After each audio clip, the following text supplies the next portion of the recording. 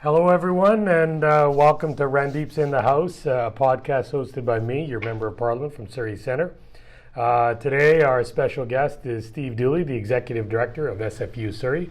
And on a side note, he taught my wife at Kwantlen years and years ago, and so known him for a while. And he was also the first moderator of my first ever political debate right at SFU, which was, I think, moderated by SFU Surrey and I think the Surrey Downtown Business Improvement Association. I think the two of you hosted it. So I've had fond memories ever since and been moving ahead full steam and had a great relationship with SFU. So it's great to do this podcast with you. You're one of the first people I thought about when I thought let's talk about Surrey. Let's talk about education and post-secondary education in a COVID environment. So that's why I came to you. SFU Surrey's grown so much over the years. It's now continues to serve a staggering number of students from across Lower Mainland. It's expanded considerably throughout the last decade and continues to do so. It attracts more and more individuals to take advantage of the state-of-the-art facilities, whether that's environmental sciences, mechatronics, criminology, business, etc. It seems like more and more people are going and attracted to SFU Surrey. And it's actually helping what I think everyone and every student should have the right to, which is having top quality education close to home. So they can make a choice by going elsewhere, but they should be able to have high caliber, accessible education within minutes from their home. And I think SFU Surrey attracts the largest population center around Lower Mainland. So that's not just Surrey, but people in Burnaby, New Westminster, Surrey, Langley, Coquitlam, Maple Ridge. All of them make it a place that's much more accessible than some of the other locations that the universities are. So I get to introduce the executive director and for SFU Surrey. I think you have two roles, if my understanding is right, and that's the day-to-day operations of the campus here in Surrey. And what you're probably most passionate about is developing partnerships with businesses, government, and various community groups. So, Steve, you want to say a few things before we get started on this podcast? Yes, Randy. First of all, thanks so much for having me. I really appreciate it. And I do remember meeting you when I moderated that session, and it was great to meet you. And I'm so glad that we've gotten closer over the years as you've represented City Centre. I really appreciate your work. I do want to acknowledge that I live in White Rock, which is on the unceded territory of Semiahmoo First Nation, and good friend Harley Chappell, the chief, is doing great work for Semiahmoo. And I just want, you're right about the two roles, very much so, around kind of keeping the lights on and the classrooms warm and making sure the spaces are there for students, and the community partnership piece for sure. The roles kind of blend a bit because we like to invite the community on campus. We want to make sure that the community feels welcome at SFU Surrey, and we always have been that way. So the roles kind of can connect in that regard. Now, you've been in this role for over 8 years, and you've seen SFU kind of from its SFU Surrey from its infancy till now. And can you elaborate on how its growth has been and how you've seen it grow and change or morph or adapt to the growth of Surrey itself? Oh, absolutely. I think I'd start by saying, I was enjoying a really good career at KPU, where I taught your partner. She was an amazing student, actually. And I was quite happy at KPU, but I was really attracted to SFU's focus on its engaged strategy, its aspiration to be Canada's leading engaged university. And I was attracted to the Surrey campus itself, literally to the building.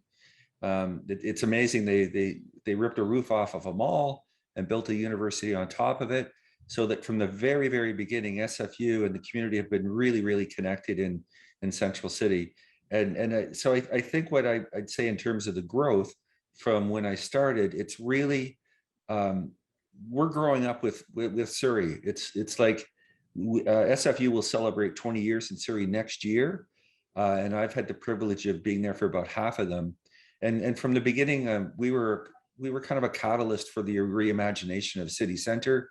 So after SFU was there, then came the new library, then came City Hall, then all kinds of development is happening now. So there's a real reemergence of City Centre. At the same time, there remains some social issues and challenges that SFU wants to be part of in terms of helping support the solution. So as an example, I co-chair the City of Surrey's Poverty Reduction Coalition. We developed a program when I got to SFU called CLIck, Community Leaders Igniting Change. And it's a program for ordinary citizens of Surrey. And I don't really like using the word ordinary because everybody's got a lot of skill to bring and personal capacity. But it's for people who might not otherwise be connected to the university to come on campus and partake in a leadership course that enables them to kind of develop their passion in whatever project they want to do in their neighborhood. It's been really successful. We have over 100 people who've gone through that program. Very, very proud of that work. At the same time, the campus, we talk about going from an emerging to an established campus. I think we are very much established and definitely providing opportunities for students to stay close to home for their education if they so choose. But we've also developed into a campus that has an international reputation for amazing programming, whether it's mechatronics, our new sustainable energy engineering program that's in our new building. So we now have a new building. Mm-hmm. We also have lab space in Surrey Memorial Hospital. We purchased space in City Centre 2 for other research labs. And I think that's one of the things that I've seen growing quite a bit is while we care so much about the student experience, and we do care about the student experience, we are also a research intensive university. So recently, as an example, the Quantum Algorithm Institute opened up in Surrey. And, there's lots going on around the research side of things. And research brings the researchers, it brings support in terms of the purchase of equipment, in terms of having staff supporting the research. So the research in Surrey has been amazing. And it in and of itself has been an economic driver for City Centre. Since you just talked about research, and we just announced, I think, 600 million in science funding, and I think Surrey, SFU and Quantum Polytech, I think combined received about 16 million of that. How does funding like that help not only students but research in general, and how does it kind of have a spillover or benefit to the community at large right here in Surrey, or does it have an effect on it? I think it does. It has a huge impact. First of all, by getting that funding, it enables us to attract top quality research minds to SFU, and in particular to Surrey. So we're building the human capital of the neighborhood in a substantive way, and it's attracting students to the programs, in graduate programs especially, that they can get connected to some amazing research programs that are happening. And that's where I'm talking about our international reputation. There are people from all over the world that are now attracted to coming to Surrey because of some of the programs that we've offered to students and the research paradigm as well. So that has been a major development, and it's something that we need to be proud of in Surrey. And I think as well, we know that Surrey is growing so fast.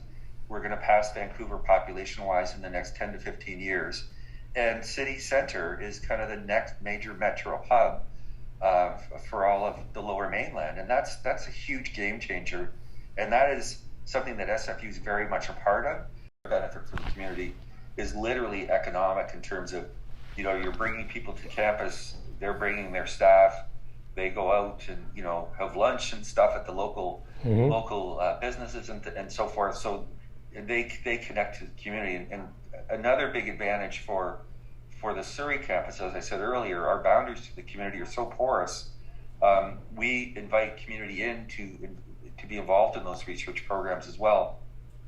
So my background is in community-based research as a paradigm, and we've done a lot of research with the City of Surrey, for example, on the needs of new refugees.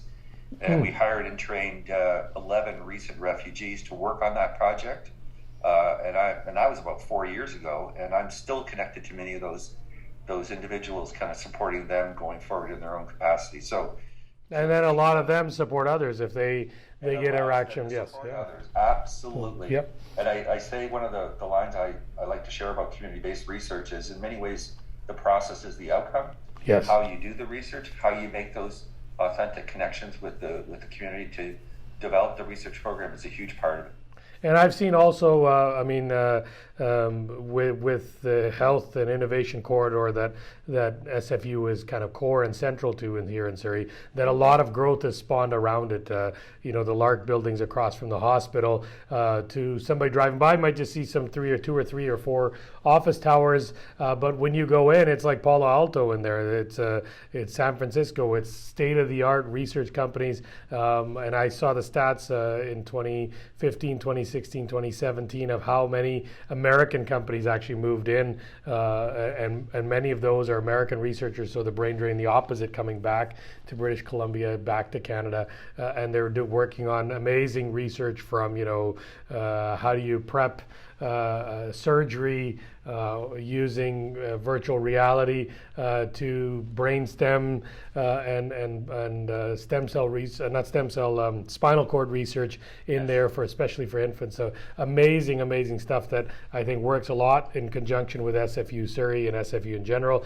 and then also spawns giving them the student access, the community access. The hospital gives them a lot of patients, etc., that they can get the data and research from, and it spawns a lot of growth around. And with that comes some of the best talent to offer. The best doctors, the best researchers, and local patients get the benefit of that as well. So it's got a huge exponential benefit that spills over beyond just that seed money that goes into research facilities. Absolutely, and I talk a lot, Randeep, about the Surrey campus vibe. There is something really about the campus that really connects us as a community, and it's really an interdisciplinary space. So when I think about being Palo Alto to the north and kind of developing our own capacity around innovation, around medical technology and other things as well. I mean, there's a lot more coming as well. But, yeah. I like to think of, we have mechatronics, we have sustainable energy engineering, we have the interactive arts and technology program, which is huge in Surrey. But we also have all the other faculties, and one of the other faculties that we have is the BD School of Business. Yes. And they have this program called Venture Connection, which really supports the things you just described, because people are developing all of these great ideas in the lab, but then they need to figure out how to commercialize them or take them to the next level. And that's where a strong connection between some of our research people and the people in Venture Connection, just to help support taking an idea to the next level and turning it into something that can be shared in the community through a business development kind of approach. So that's the can-do spirit, and we're kind of the innovation campus. I mean, all Yep. of SFU is about innovation, but arguably kind of it really had its genesis and its roots here at the Surrey campus, as did our community engagement strategy with my predecessor, who's now my boss, Joanne Curry, kind of leading, that kind of partnership building piece in Surrey. It really was the nexus for the development of that engaged university strategy. And it's huge job growth. I remember in 2016 or 2017, I saw a young woman who created something that adds to your iPhone or your phone, a smartphone, to detect cancer in your hands. And so they researched it on the RCMP bicycle squad, the bike patrol here in Surrey, because they're exposed to the sun a lot. And then 2 years later, I saw, she got to the next level from a accelerator to an incubator or whatever. I'm not the greatest in those terms, but she went from the next level. And the third time I saw her, and she got some government funding all along the way. She had a floor in a downtown high-rise, and she was doing $100 million in sales, and her products were going global, and now it was even using artificial intelligence to analyze those marks in your skin that you might get that potentially could be cancerous. And all started from from her research here to adding the venture capital, so the merging the sciences, and that's been a real problem for Canadians. Canadian universities would invent stuff, stuff, but then they didn't know how to take it to the next level, and it would fall in the valley of death, and the idea would just be lost in a book and sit on a master's thesis somewhere on a shelf. But now you're actually seeing that stuff get to reality and actually help people's lives. So it's great. I'm going to go on to our next, we can talk about this for hours, but you talked about future development and growth of Surrey facilities. Can you let us know on what's happening? There was a lot of talk on a family medicine school that the provincial government was announcing, and I don't know if progress is going along on that, or other growth strategies that Surrey residents can expect to be happening soon at SFU Surrey. Oh my goodness, there's so much going on, Randy. A lot of it's in the planning stage, but just for the listeners' benefit, that the space between our existing campus and City Hall is called Centre Block, and SFU is very, very heavily involved in kind of will be heavily involved in activating that space, working with the City of Surrey and other partners. The rec facility there has already been decommissioned and will be torn down.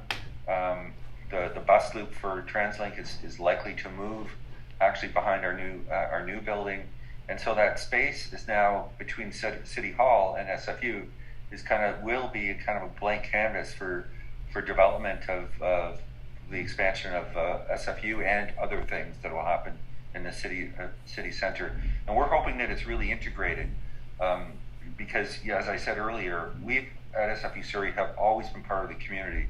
We've never seen ourselves as kind of a siloed institution in any way at all. Right. We see ourselves as an anchor institution supporting growth, but we are in partnership with community, the city, Fraser Health, and others, Surrey Schools, for sure. So yeah, the thing that has been announced is the potential for a new medical school. It's still in very, very early days. President Johnson and others, Catherine DeVerne, our VP Academic, are working with Fraser Health and the Indigenous Health Authority to kind of imagine, how we could kind of roll out that program. They're looking at other new programs across Canada to figure out, what do we need to actually move that forward in a good way. So, but there's a lot of momentum around that, and I think we're very optimistic that will happen. We're also, we're hearing a lot about agri-tech. Yep. And especially in our Faculty of Science and Applied Science, a lot of kind of skill and knowledge within SFU about kind of using technology to advance all kinds of things. But in this case, it's how to enhance the agricultural kind of sector in terms of more efficiency, better production, variation in production, and so on. So that's a really interesting development that's come up recently, and that would be something for the whole Fraser Valley. I think it would be very useful for the Fraser Valley, just because we have very fertile soil but very expensive acreage. So getting the maximum output out of a smaller piece of land is very important, and so close to urban populations. Yeah, and I want to be clear that we're working with, there's a lot of other secondary institutions like KPU that are very strong in this space, and we're working in partnership with them to identify what would the added value of SFU in the agri-tech world be to what's already happening. So how can we enhance what's already happening? So we're working in partnership to develop that. We're trying to bring, and this will be a lot with our potentially with the medical school. We have a very robust health sciences faculty that we want to bring more to Surrey. Faculty of Environment is coming here more with the Sustainable Energy Engineering, Sustainable Energy Engineering program, and all the programming that we have. We want to grow as well. The other thing I would mention, Randy, that's of personal interest to me that we're working on, and this is by no means a fait accompli, but we're really trying to imagine when we do expand, how can we expand in a good way with respect to some of the social issues that our communities are facing. And so there's a concept called social infrastructure, which is really about how do you imagine a new campus and building things with social innovation in mind. And we've commissioned a paper with McConnell Family Foundation to really help us kind of think more fluidly about that. And I can give you a specific example. We're working very closely with SWLC, the Surrey Urban Indigenous Leadership Committee. Okay. SFU has an agreement with SWLC to make sure that we're making sure SFU is open to what is now has the highest proportion of urban Indigenous people in the province, Surrey. Yep. And yet Surrey has no Indigenous gathering space. None. Yes. Yep. It has none, and it's something that we're really thinking about. And I can't make any commitments, now. But we're thinking, okay, if we're going to expand our campus, how can we do it in a way that supports some of those community needs? Absolutely. And so building a space for our Indigenous students, our Indigenous faculty, but the Indigenous community that we work with so closely in Surrey. So that's just an example of that mandate that we're trying to figure out is how can we expand with some of those issues in mind. Have you guys looked at, before I get to my next question, but the pandemic has kind of accelerated online learning in ways we've never seen. You and I wouldn't be Zooming before, even though the technology was there. It's very rare people did it. Now every platform has it. But one of the biggest challenges for Indigenous communities across Canada was in remote and rural communities. They didn't have access to the great post-secondary education services that we have here, and we take for granted. And I think with these platforms and online learning, teachers having been forced, or instructors having been forced to learn this real quickly, technology having to expand and deal with it and adapt to it real quickly, and teaching tools to adapt, that now potentially we'll be able to accelerate the reach of our online learning to those that may not be able to get to the same classroom, but they'll be able to get the same education, the same access to technology, and with a simple laptop and some and broadband internet, they'll be able to get state-of-the-art sustainable energy and environmental engineering campus facilities, even though they might be living in remote, and that might help a lot of their youth get more educated, get great jobs, and also lower suicide rates and other social problems that result from the lack of those opportunities. So going on that, I think what I really wanted to know is how has the pandemic affected SFU Surrey students, and what has changed to adapt, and will these changes stay, or are you looking at a broader opening come September in the fall? If you can enlighten us a little bit on how it's been in the last 15 months, and then also what your plans are going forward. Sure, I'd love to speak to that. Like other post-secondary institutions, we were amazed at how quickly we could shut down the university and switch and pivot to the online world because we had to. And I want to take the moment to thank our faculty and staff for their capacity for doing that. I mean, it was not easy, especially for some faculty who maybe were not used to being in an online world. Making that pivot could not have been easy, but they did it, and they've done it well. I also want to thank our students, because the same kind of thing. The pivot was challenging. It was relatively sudden, and yet they were able to do it. And I think the experience has varied for students. I think some students, based on different learning styles, have really done well in the online world.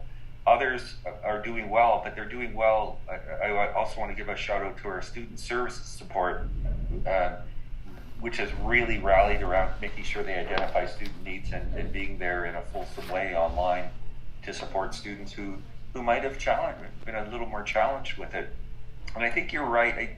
You and I wouldn't have been on Zoom, and like you, I'm a people person, so right. I actually really miss being in person, and I'm looking forward to getting back in person.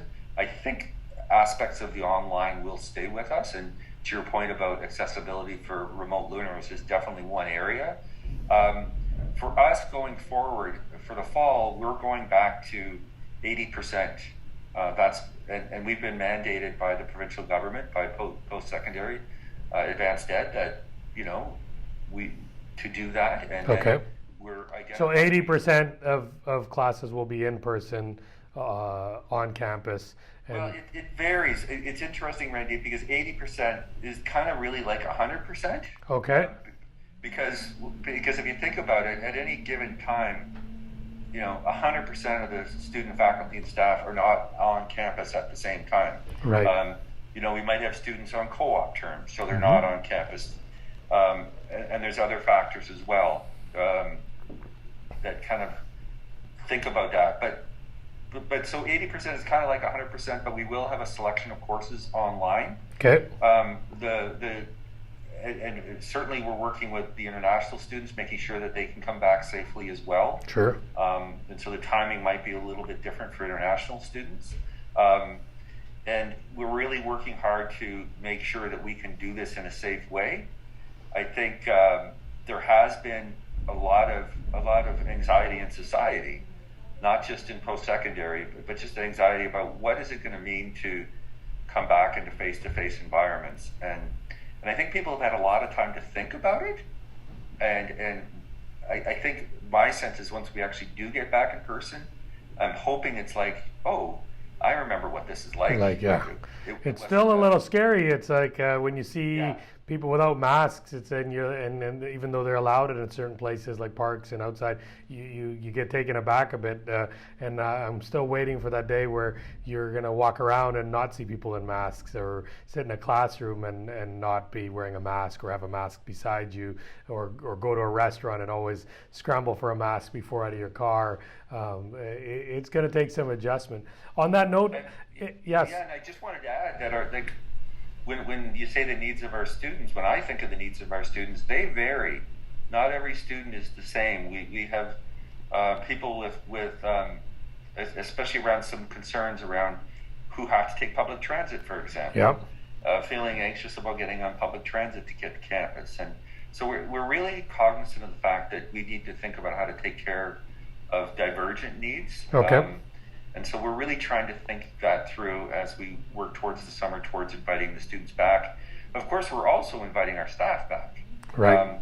I do want to note that some of our staff never left. Okay. The people in facilities, and there are people who were identified earlier on as core research mandate. They never left. And we have somebody at the Surrey campus, Woo-Soo Kim, who's been doing some amazing research on 3D printing PPE products. Okay. So just amazing work, by the way. So we've identified essential research projects, and so those people really never left, and we're going to make sure we acknowledge that when we do come back on campus. And I think the other thing is, even for remote learners, we really need to think through, there are some things in an academic world where you need to be in person. Mm-hmm. Like I'm thinking like things like chemistry labs and things like that, where you literally have to mix, things together, and you need to do that kind of in a lab context. So we're trying to think through those pieces as well. But we've got I think we got about 8 or 9 different committees in the university trying to identify all kinds of aspects of what the return will look like. And how about in terms of a lot of students that last year was their first year, so they went to in fall of 2020, the first year of university, probably didn't get a really fun orientation week or campus life experience. Is there any plans that kind of make it exciting for them, even though they've technically done 1 year of university, but they're coming back, and everyone that graduated in 2021 are going to be, they're not missing much. They've had a kind of a bad grade 12 year, grad year perhaps, but they're looking forward to an exciting university start. But are you looking at somehow giving those that missed that experience a little bit of excitement for that usually you anticipate when you start university? Absolutely, Randy. You talk in terms of the double cohort again. That you're absolutely right, and we are going to. We do a whole orientation process. Does that include Steve Dooley in a dunk tank and their member of parliament that they can shoot balls at and dunk them in the water, or is that on the table? Well, Randy, we're all about community engagement, and with that idea, I think I'll have to take it forward to our orientation committee. So yes, we'll make something like that happen for sure. It's and I'm looking, and it's not just students. Yeah, it's faculty as well. Yeah, it's the community as Faculty well. and Yeah. staff. There are a number of staff people that I've only seen on Zoom, Yes. and I have not met in person yet. And I can't wait. As I said earlier, I'm a people person. I can't wait to kind of greet them as well. Right. And so we will be doing a big kind of welcome back for staff as well and students over. Students more obviously early in like kind of late August into early September. But staff will be coming back kind of over the summer, and we're going to make sure that they're welcomed in a real fulsome, energetic, great to have you way. Now I'm going to, probably my last question, unless we left something. I've seen universities in my own life, and you've probably seen it in your, either when you went to university or when you taught, and since you've now become executive director, but gone through waves where there's been clawbacks and cutbacks and budget constraints in universities where I give you a prime example. I went to UBC in the 90s, and the gym was falling apart. The rec facilities weren't as great. The arts wing was really in bad shape. It was old, and I went back a few years back and seen now that they've gotten a lot of money. The sports facilities are state of the art. The campus is more vibrant.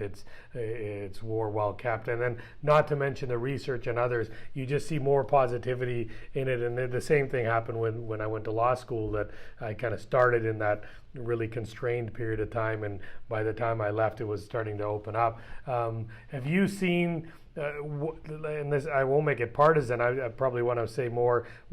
How does it help when universities are supported with whether it's capital grants for new buildings, or whether it's research grants, or whether it's more seats like the province has given this last year? How does it affect the university? How does it affect students that are going into it? Well, I think one of the things in response to that is I want to give a shout out to our community for their support in terms of helping us make the case for more funding for the Surrey campus. So there's lots of people I could thank, but a couple of people are Anita Huberman from the Surrey Board of Trade and Elizabeth Modell from the Downtown Surrey BIA. And we have at the Surrey campus the Surrey Advisory Committee, which is made up of a number of community leaders and people from Fraser Health, City of Surrey, and Surrey Schools. And we get a lot of advice from that group, and part of that advice is how to make the case for the needs for students and growth of the Surrey campus. And it's a relatively easy case to make, actually, in terms of the needs for more post-secondary seats south of the Fraser.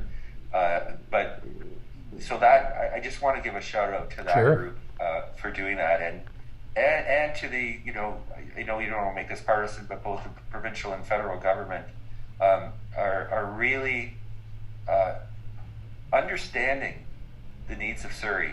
I talked earlier about the Quantum Computing Centre. When the Premier came out and made the announcement about that, he really recognized that Surrey and City Centre is kind of the next big metro hub. And if that is the case, which it is the case, what is the role of post-secondary in that space, and how can we help grow that? And I think those things actually have a huge role to play. I mean, if you look at Bill Gates and Paul Allen, they was because they had a supercomputer near their home, and they were able to go utilize it for their programming, that they made DOS and Windows and etc. And started this billion-dollar company. Quantum computing, if it's close by, it'll give access to those that are in that space, the access to the equipment and the research, and to do the exponential calculations that a quantum computer can do simultaneously versus previous technology. I've seen it, and I attend all the university grad ceremonies pretty much, and normally I very rarely heard any student in their convocation say, "Oh, I plan on going in environmental studies or sustainable energy." And now, in the last 3 years, every time I go to a convocation ceremony of a high school or grad ceremony, I'm hearing at least 2 to 6 students at every grad class saying, I'm going to get a sustainable energy degree, I'm going to go into environmental engineering, I'm going to go into quantum computing. And these are because they've heard about it, it's in their neighborhood, they've seen it, it's been announced, it's perked their interest, and they also realize they don't have to travel across the country or across the city, downtown, 2-hour commute to get that. They can get that right here in Surrey Centre. So I think that benefit is huge, and for an environmental footprint, it's also huge. They don't have to travel far. They're going. They can bike or skateboard or walk to campus, or take a SkyTrain or transit to campus and get that state-of-the-art learning experience. Absolutely, and we've done a lot to try to bring young kids on campus to learn about our programming. We do a lot of summer camps. Won't be this year, but we'll be coming back even more strong next year to play with robotics. Yep. To learn a little bit about science. We do a very, very well respected math camp. So getting kids on campus to learn about the programming at a very young age. On the other end, Randy, we have about 16,000 SFU grads living and working in Surrey. Oh wow! And it's and we've not done a good enough job to kind of connect with them as a group, and we will be, to see how our alum can kind of help shape what we're doing in the Surrey community. And I do want to give a shout out. You mentioned a gym at UBC or whatever. We really rely on our donors to the university to help us build infrastructure and help us build some of our programming. So I definitely want to give a shout out to those who have provided financial support to SFU, either through scholarships or whatever. That's an important community. Yes. To advance any post-secondary institution. And we have an amazing group that works with what we call our advancement and alumni relations, that kind of helps support that donor kind of programming that we do at SFU. Huge part of the space. Good. Well, thanks, Steve. I really appreciate you coming on, and this has been great. And hopefully, those that listen to this podcast learn a little bit more about Surrey, Surrey's SFU, and how universities operate and connect with communities at large. So, really happy. If I've left anything out and you want to say anything in closing, I'll let you say the final word, Steve. Well, I guess I just want to say, with everything that's been going on with Indigenous communities across Canada, the things that we're learning about, I just want to say that SFU Surrey is really wanting and trying to be an authentic ally with our Indigenous partners, and we're working on developing an Indigenous safe space on the Surrey campus right now, and we're also working on developing some welcome figures for the campus as well, because we have not done enough, frankly, to indigenize the Surrey campus, and that's Sure. something that we're working very, very closely with our Indigenous community partners to make that happen. And with recent events, I think everyone has been reawakened. If not, we knew about these things for a while, but until you actually see them, they're and real. They hit you hard, and you realize the intergenerational trauma and effects that it has on for a long time. And I think as communities and leaders in our community, we have to do our best to not only heal that and prevent it from happening in the future, but create spaces where people feel comfortable to share their pain, their grievances, and hopefully this never ever happens ever again under anyone's watch. So to ensure that, I think more information and healing is needed, and you guys are on the right track in recognizing that, and hopefully doing something going forward. So thanks. Very quickly, I'll Yep. just share an example. Somebody in our facilities team had the idea of, we need to put 215 chairs in the mezzanine, and they invited gifts from people in the community to bring toys and shoes and clothes, and every one of those chairs was filled. Wow. And we are donating those toys to Atira, a local women's support group, and we, on National Indigenous Day on Monday, we had this amazing drumming ceremony with Kwantlen First Nation and our Office of Aboriginal People. It was just very moving, and but there's still a lot more work. There's still a lot more work. Well, thank you, and thank you to SFU. So this was good, and hopefully you share this out, and those that are listening get a feel for what SFU Surrey is all about. Thank you to all that's listening, and stay tuned until the next Randeep's in the House.